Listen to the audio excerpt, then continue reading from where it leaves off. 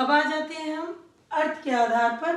अर्थ के आधार पर कौन कौन से शब्द होते हैं ये आपके सामने लिखे हुए हैं, आप चाहे तो इनका स्क्रीनशॉट ले सकते हैं। अर्थ के आधार पर यानी जिनका कोई अर्थ निकलता हो।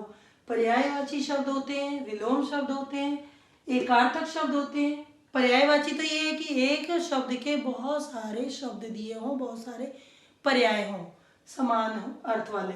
और विलोम शब्द होते हैं यानी एक दूसरे के विलोम, विपरीत। एकार्थक यानी जिनका एक ही अर्थ हो। श्रुति संभिन्नार्थक यानी सुनने में समान हो लेकिन अर्थ भिन्न हो।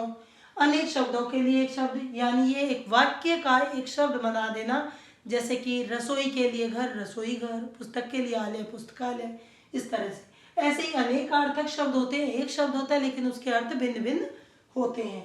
व्याकरण के आधार पर होते हैं विकारी और अविकारी। विकारी में संज्ञा, सर्वनाम, विशेषण, क्रिया ये होते हैं, लेकिन अविकारी में क्रिया, विशेषण, समुच्चय बोधक, संबंध बोधक और विस्मय आदि। ये सभी आपके अब तक के हो गए शब्द विचार के सारे भेद।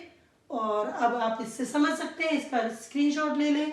अर्थ के आधार पर, व्याकरणिक आधार पर, व्याकरणिक आधार पर विकारी अविकारी होते हैं, और अर्थ के आधार पर ये सभी शब्द होते हैं जिनमें अर्थ दिए होते हैं। धन्यवाद।